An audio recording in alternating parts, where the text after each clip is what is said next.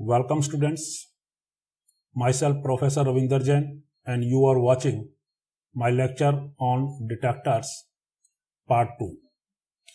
In this lecture we will study gas-filled nuclear detectors and the examples of nuclear detectors are ionization chamber, proportional counter and GM counter. This is also known as Geiger-Müller counter. These all three are gas-filled nuclear detectors and hence in general we will discuss this detector. This is diagram of gas-filled nuclear detector. This gas-filled nuclear detector consists of this metallic chamber. This is the metallic chamber and this is central insulated wire. This is the metallic wire passing through the center of this chamber and it is insulated from these both ends. These red signs show the insulation of central wire.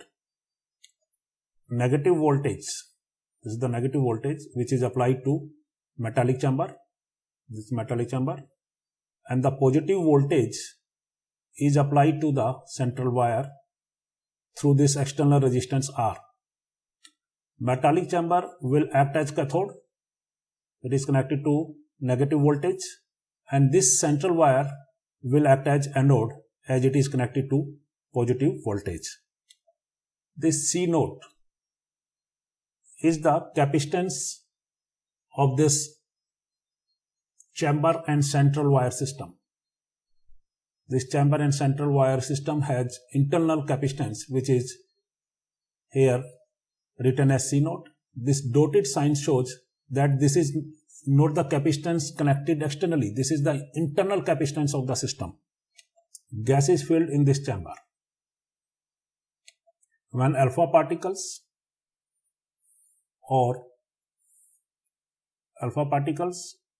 beta particles or gamma radiation enter in this chamber, the atoms or molecules of the gas get ionized. The ionization of the gas by gamma radiation is due to secondary electrons. We get positive and negative ions of the gas. The positive ion, negative ion, positive ion, negative. Throughout this chamber, we have positive and negative ions. The negative ions will move towards central wire. Towards anode. And the positive ions will move towards wall of metallic chamber. Towards cathode. Negative ions means electrons. And these electrons being lighter in mass will move with a speed 10 to the power 4 meter per second. And the positive ions being heavy will move with slow speed estimated as 10 raised to power 2 meter per second. There will be accumulation of negative ions at the central wire and positive ions at the wall of metallic chamber. So these positive ions get accumulated at the wall of metallic chamber. Let Q, this is the net charge,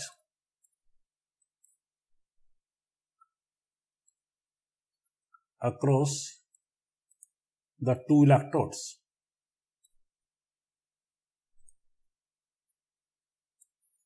This anode and metallic chamber, they are the two electrodes. This is anode and this is cathode. Potential developed across the two electrodes is V and then it is given by Q divided by C naught. Okay, this C naught is the internal capacitance of central wire and metallic chamber. This potential drop across this C node is electrical pulse.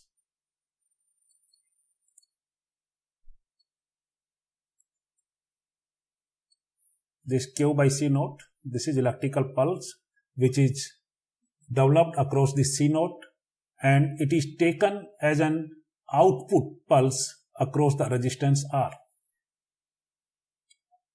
Therefore, we get an output pulse, electrical pulse, output electrical pulse,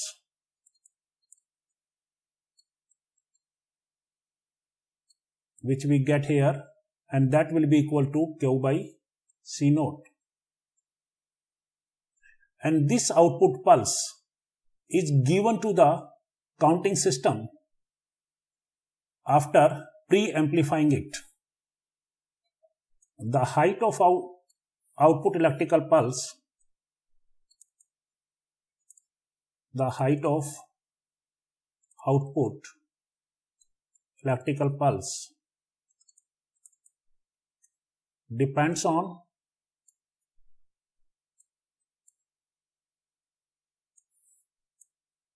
two parameters.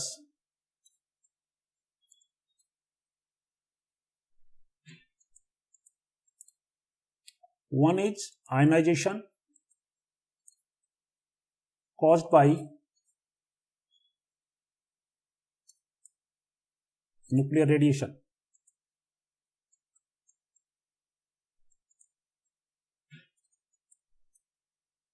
Means whether the ionization is caused by alpha, or it is caused by beta, or it is caused by gamma, this height of output electrical pulse will depend on that. And the second is voltage applied across central wire and metallic chamber.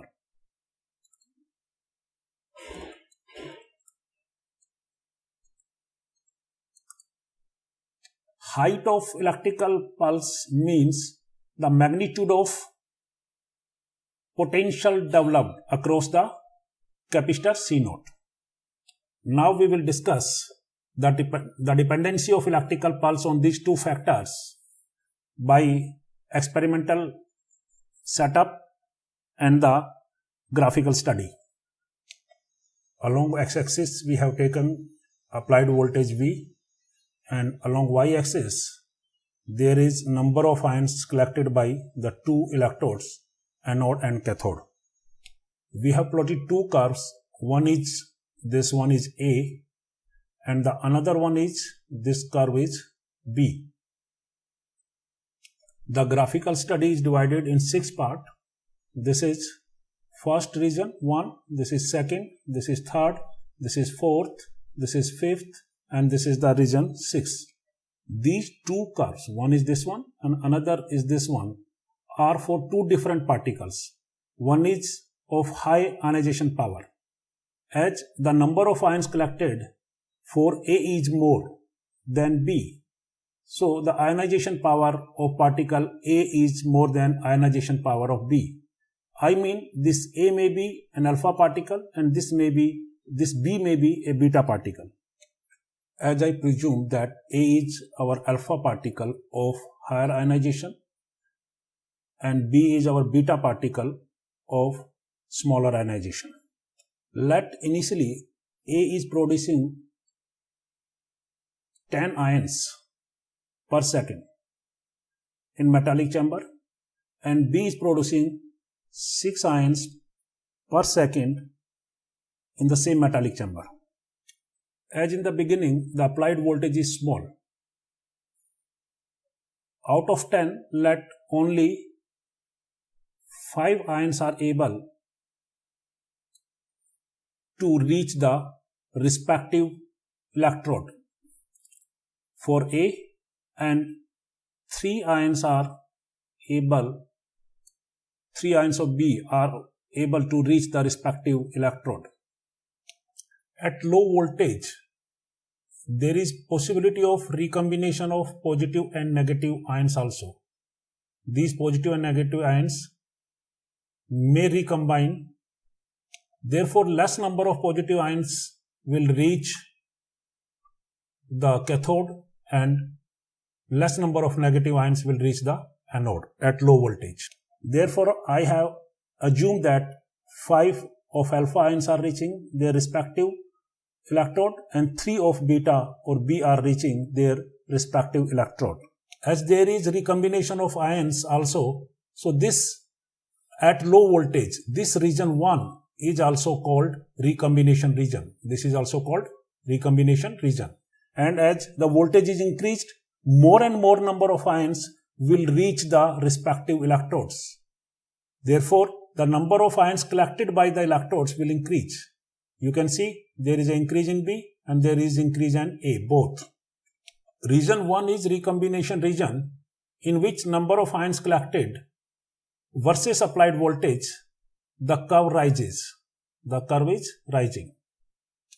Now let this voltage is sufficient to collect all the ions generated. Means at this voltage 10 out of 10 of A are collected by the respective electrode and 6 out of 6 are collected by the respective electrode. Let this voltage is V1. As at this voltage all the ions are collected, if we increase the voltage, there is no increase in number of ions collected. The number of ions collected now remains same. Since initially 10 ions are created and all 10 are collected at voltage V1, so this curve height will remain same and it is same for A also. Okay, and this region, this is the second region and this is called saturation region, and let this occurs up to voltage V2. I mean from voltage V1 to V2, the pulse height or the number of ions collected remains same. If the voltage is increased further beyond V2, beyond this, the positive and negative ions created will get accelerated. Their energy will increase. These accelerated positive and negative ions now will collide with the atoms or molecules of the gas and will create further electrons, I mean negative ions and positive ions. Beyond V2, secondary ionization starts. Secondary ionization.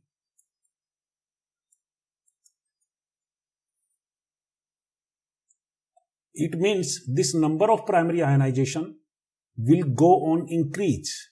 Means it was initially 10. Now due to secondary ionization, it will increase continuously. I write 10 plus plus. It go on increasing.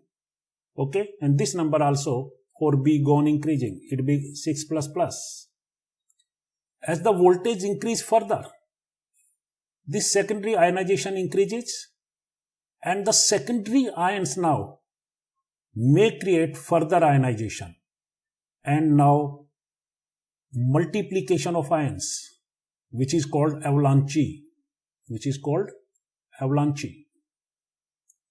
Multiplication of any effect is called avalanche. Now avalanche effect starts here.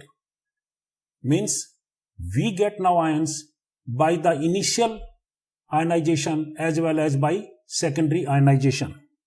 And now when the voltage is increased beyond V2, more number of ions will be collected by the electrodes and the pulse height or the number of ions collected will increase. Now there is an increase.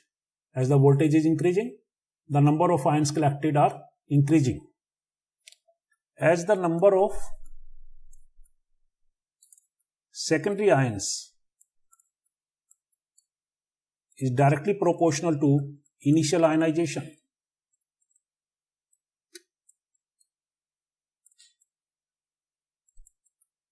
This third region is called proportional region. If initial ionization is more, we will get more number of secondary ions, and this is clear from different heights for A and B. This proportionality continues till voltage V3. Till this voltage, secondary ionization is directly proportional to primary ionization or initial ionization. After this voltage V3, we can see here that the rise for curve A is slower than rise for curve B. B is still rising rapidly than A. You can see here A is slowly rising and B is rapidly rising still. Okay, and both the curves at this point, or we say at voltage V4. So in between V3 and V4, this region is the region of limited proportionality. This region 4 is the region of limited proportionality. The reason for slow rise of curve A is that as A is having more ionization power, more number of ions will get accumulated, positive ions will get accumulated at the metallic wire here, and more negative ions will get accumulated here. Okay, now the further movement of positive ions towards this metallic wire will be hindered by this accumulation, will be obstructed by this accumulation of positive ions. Means this positive ion here will repel this positive ion, and now the accumulation of positive ions at metallic chamber, wall of metallic chamber will slow down. This slowdown effect will be more for particle A as it is having more ionization power. Okay. Now I am coming back to region 3 and 4. Let this initial ionization 10 rises to 10K, 10,000 for particle A, means 10 now becomes 10K, 10,000. It is due the effect of secondary ionization. And this 6 rises to 6K, 6,000 for particle B. This becomes 6K, 6,000 in region 3. Now what happens in region 4? This 10K, 10,000 ions collected by the electrodes, now suppose it becomes 15K for particle A. This 10K was here figure and it becomes 15K. And this 6K figure, this also becomes 15K. V3 to V4, this also becomes 15K. Means in region 4, at voltage V4, both are having same number of ions. And this 15K is for A and this 15K is for B, and this is due to primary plus secondary both. This is due to primary plus secondary both. Now if the voltage is increased further beyond this V4, this number 15K, which is the ionization caused by primary and secondary ions both, and it is same for A and B, this will increase further. Okay, means more ions will be created and more will be the collection. So the pulse height will increase, but this pulse height will be same for A and B. This is the main difference in region 5. The pulse height after this point becomes constant. This is again the saturation regions. Now all the ions, whether they are created by primary or secondary, are collected by the electrode. So the pulse height becomes constant. So this region from this voltage V4 to V5, where initially the pulse height increases and then it becomes constant, is called GM, Geiger-Müller region. If the voltage is increased beyond V5, there will be heavy ionization produced, heavy ionization, and it is called continuous discharge. Means the number of ions created will be very large and the pulse height will increase rapidly, and this is the region of continuous discharge. So this 5 is GM region and this 6 is continuous discharge.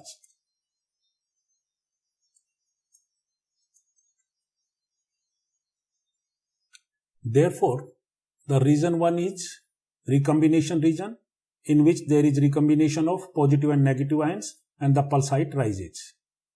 Okay, the region 2 is saturation region. This is the saturation region. The pulse height becomes constant. The region 3 is proportionality region, in which the secondary ionization is proportional to primary ionization and the pulse height rises for A and B both. And this 4th one is the limited proportionality region. Okay, the pulse height rises, but the rise is slow for A than B, and both the curves meet at the end of this region. This 5th is GM region, in which there is increase in pulse height first, then the pulse height becomes constant, and this constant region is called plateau region. And this 6th region is the continuous discharge region. Ionization chamber will work in this region 2, saturation region. Proportional counter will work in region 3, and the GM counter works in region 5. And now in our next part, we will study these 3 detectors: ionization chamber, proportional counter, and GM counter. Thank you very much.